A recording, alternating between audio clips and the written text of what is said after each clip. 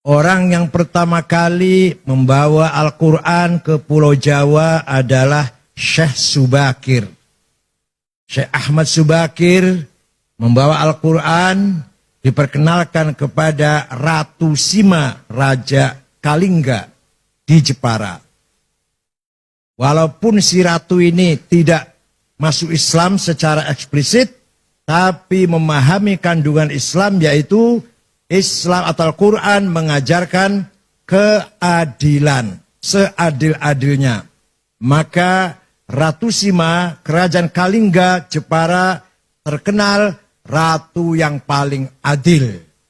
Dan masyarakatnya dipersilahkan, diberi kebebasan memeluk agama Islam. Syekh Subakir mempunyai tugas apa? Merantai, mengkerangkeng apa? Mengikat makhluk-makhluk jahat yang ada di Jawa. Semua diikat dengan rantai, dibuang ke Laut Selatan. Kecuali dua makhluk yang tidak mengganggu Islam. Gak mau dibuang ke Laut Selatan, yaitu Sang Hyang Semar dan Sang Hyang Togog. Dalam Nusantara bisa cerita begini, Beb. Karena beliau makhluk sangat bagus, walaupun tidak masuk Islam, tapi tidak memusuhi agama Islam. Ulama kedua yang bawa agama Islam terkenal adalah Syekh Ri'asuddin An-Nisaburi, yang terkenal dengan Mbah Wasil. Beliau membawa kitab Al-Asrar, kitab rahasia. Diajarkan kepada Raja Jayakatwang, Joyoboyo, Raja Kediri Doho Kediri. Maka terkenal dengan ramalan Joyoboyo, itu sebenarnya terjemahan dari Kitabul Asrar, kitab rahasia-rahasia. Yang dibawa oleh Mbah Wasil, kuburannya di belakang Masjid Setono Gedong, Kota Kediri. Kalau Syekh Subakir ada yang bilang kuburannya di Gunung Magelang, Gunung apa? Tidar. Ada yang bilang di mana-mana. Yang benar, yang presentasinya paling benar, di Goa, di Sulawesi Selatan. Mbah Subakir wafat di situ. Setelah itu barulah datang para da'i-da'i. Pertama kali ada pesantren di Jawa Barat tahun 1410 adalah Syekh Hasanuddin dari Cina. Atau terkenal dengan Syekh Kuro. Kuro itu Qori yang mengajar Al-Quran. Di desa Rengas Dengklok, Kerawang. Punya murid. Salah satu muridnya namanya Subang Larang. Anaknya Ki Gede Tapa, kepala bandar pelabuhan Cirebon. Ki Gede Tapa itu bukan dari Solotigo loh, dari Cirebon. Nah, Subang Larang ini Pak Hanif kutilang. Kuning, tinggi, langsing. Sulit carinya nih. Kalau kebalikannya banyak, kebalikannya.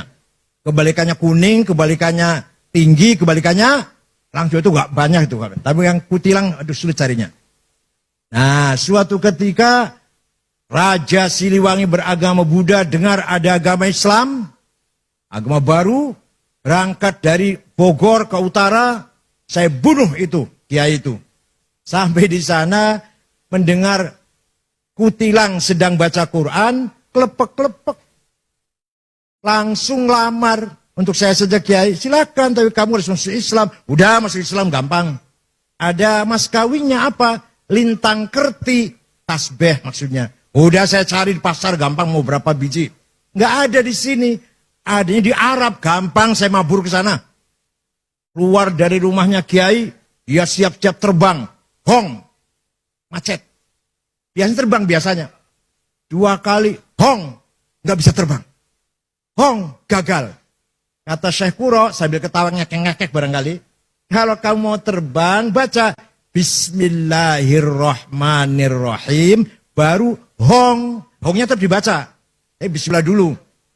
Ringkas cerita terbang. Tidak lama datang bawa tasbih. Terjadi perkawinan antara Raja Pajajaran yang beragama Buddha masuk Islam. Prabu Siliwangi dengan Subang Larang. Tapi beliau Islamnya kurang betul-betul Islam. Karena hanya ingin kawin kutilang saja itu. Tapi akan punya anak. Pertama namanya Syekh Rahmatullah atau Sunan Rahmat Suci yang kuburannya di Gunung Godog, Garut. Yang kedua, Syekh Somadullah yang terkenal dengan Ki Kuwu Sangkan. Yang ketiga perempuan namanya Rara Santang, dinikah oleh Habib. Namanya Said Abdullah Admat Khan. Nanti punya anak, Syarif Hidayatullah, Sunan Gunung Jati. Nih, dongeng kayak gini harus apa santri ini? Jadi, bubarlah kerajaan Pajajaran setelah Prabu Kian Santang Sen Rahmatullah alias Ki Galantrang alias Ki Setra alias Maung Keling alias Maung Lodaya, oh banyak sekali aliasnya itu.